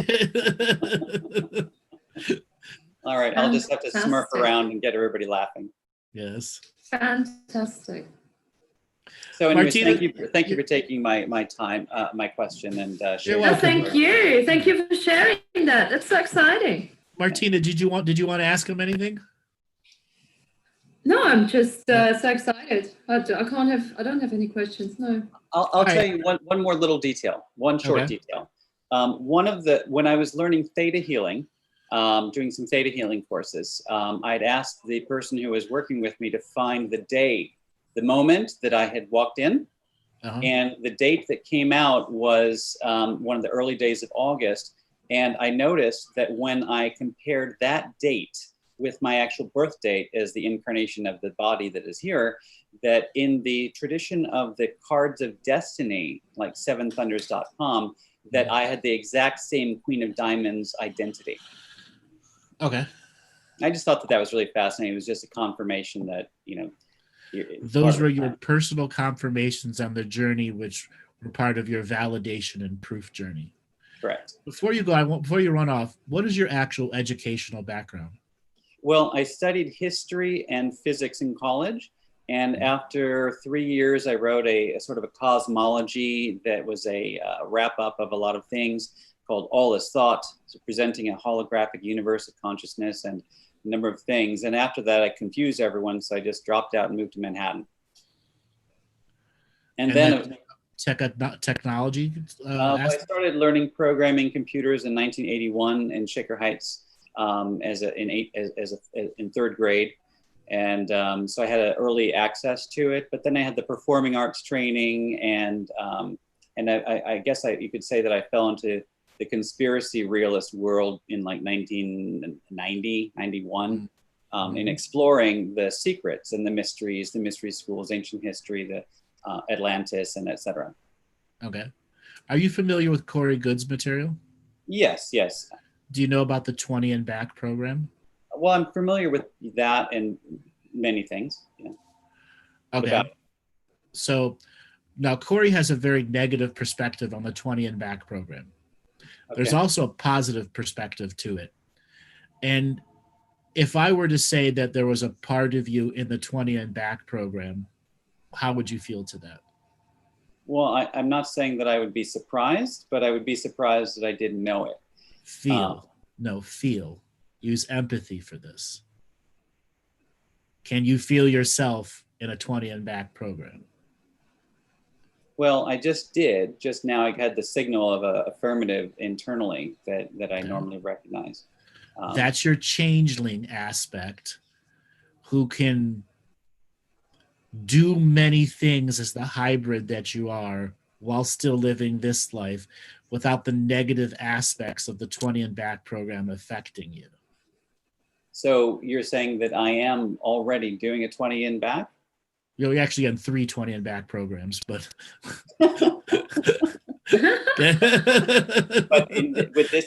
every time they try to put you back in your body, it didn't work. So they just put you back for another 20 and Back. What? Okay. Yeah. So your soul's a conundrum to them, a complete conundrum. And it just reveals to them how inept they actually are with manipulating people. Okay, so I have actually had experiences with the secret space program, and I know, that's why I'm rigging it up. The helicopters, and I feel like I've got the eye implants, so there are cameras in my eyes. No, they can't function in you. The centaur DNA won't allow it. Yeah, I was figuring because it seemed over time to go out, but everything they do to you melts away literally within hours. Brilliant, I love that. So let me ask you this. This is one thing that I've been really dying to ask you for a long time because I'm not getting any answers anywhere. It has a little bit to do with some of the Corey Goode material, I guess, but the concept of how the planet on the other side of Mars, the asteroid belt, and the Akashic record of that planet, if that planet was populated by a very negatively inclined techno-organic kind of like a sapiens entity that caused that planet to be destroyed. Are you with me so far? Yep, I understand. Okay. So is that pretty much what kind of happened in the history of that planet, and that the black goo or the Akashic records crystalline material, crashed onto the planet, and it's been kind of like a part of the whole black magic scene for about 12,000 years or so? No, most of that story isn't real. Okay. It's created for whatever reason. Most of that isn't actual reality of how it happened. Now, there was a massive explosion, but it wasn't a planet. It was a created ship. It was not a naturally occurring planet with a celestial spirit inside it. You have to this is where Corey's it doesn't have the language to define what's a naturally occurring celestial planet versus a planet ship that's been created from the ground up and is run by high frequency artificial intelligence to pretend that it's a planet. Okay, so some of his materials spot on. So our solar system had a defense grid inside it that protected the 66 celestial bodies that were in here from invasion. Actual awake and aware celestial beings incarnating with life force on them.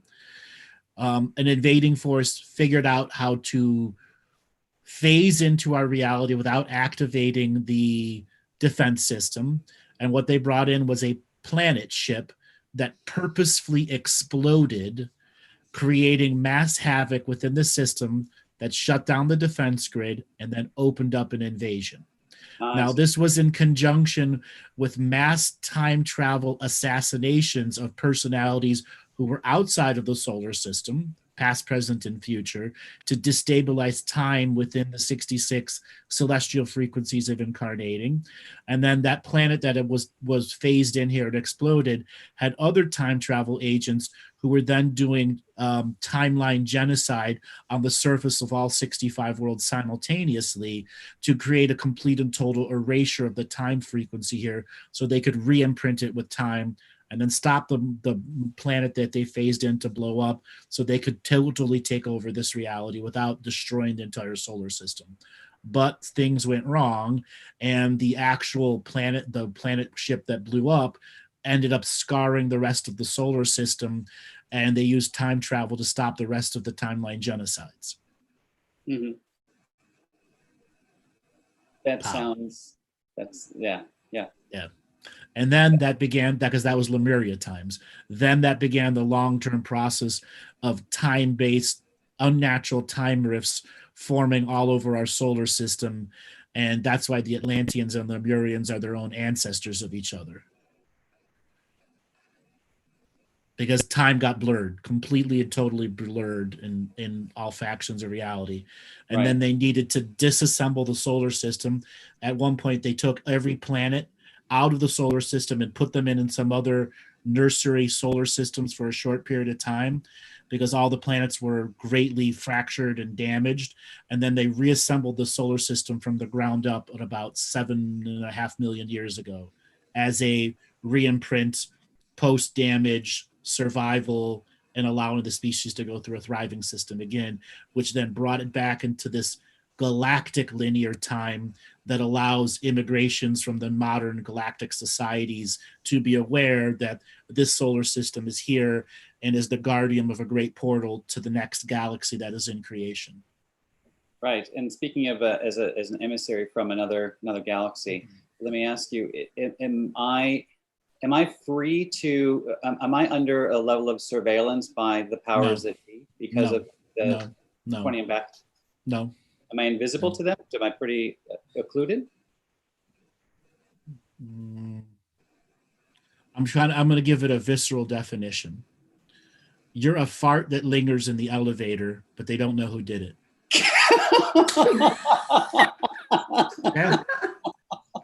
I love it. There's a stench. There's one here. We can't find him. So all too often, conspiracy light workers think they're being targeted. They don't need to target you. They have a system that measures everyone's light. And as soon as your light reaches a level of unacceptance, you're hit by another beam of light that reduces your energy. And we are figuring out how to raise our light so that they can't lower our light anymore. This is what CERN does. Right. And the bunches of programs that are in that. So the awakening is about figuring out how to create light, intense light, without other light dirtying our light. And the systems of light reduction that are out there. They don't need to target us. That's light worker conspiratorial bullshit. There's plenty of ingrained systems out there that are going to tell you if they're going to fuck the system up, throw the prediction system off. Right. Okay. And it's this social engineering that has come back and infected you in this way to make you think you're watched. If you were watched, you'd know it. Like at every level of every second, they'd never let it up on you. It's called a pressure appliance process. Right. Well, I've had a few periods when it felt like that was the case. But that was the imprint of the reality making you think it's real, but it wasn't. Okay. That's how effective their programming of our society is. Right. Well, belief system is everything. And so if you're creating it, you're believing it. I mean, like I think that it's interesting the way that you discuss the Merkaba, because I think that it is often misunderstood, but people also don't know how to use it. There are like all of these different things you can do with it. I've done tremendous things with it. I love playing with it. It's a great Swiss Army knife of enlightenment, you might say, of just tools. But it certainly is much more and different from the way that it's taught. Yes, and we got a funny statement in the chat. So the goal for us is all to be silent but deadly light farts. Yes. You'll kill the system the best way. Fart in the elevator and walk away. Sync them up. As a web designer, I've often said I fart great websites. You fart great websites. Congratulations. I fart great one-liners. Fantastic. All right, Chris, thanks a lot for calling in. You're Thank a you really very great, much great for caller. sharing. Thank you for sharing with me. Bye. All right, brother, take it easy. Thank you. All right, Martina, we're at the end of the show. Why don't you give a way for people to get a hold of you? Yes, my website is www.synchronicities.co.uk. Here you go. Thanks, Rob. And then we have the Wednesday show, 5:00 p.m. UK time +1. Our Earth Nouveau Zoom tomorrow, and I'm going to host it tomorrow, so I'm probably going to carry on along those lines. So we'll see what comes up for tomorrow. I haven't made up my mind yet. All right, everybody, you know who I am. You can go to my website, andrewbartzis.com, to sign up for the newsletter, all the free information that we got for you. We will be back this coming Thursday for a call-in show. All right, everyone, take it easy and have a great day. Bye.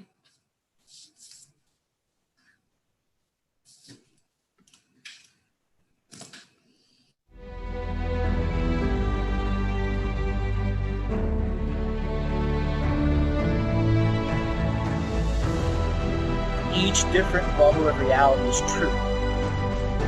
A galactic historian is a person that looks at all the lines of dramatic karma. Nudge, nudge, it's the Holy Grail. Improvise. Mysterious. It's counter psychic intelligence. Why is DNA farming of this star cluster so important?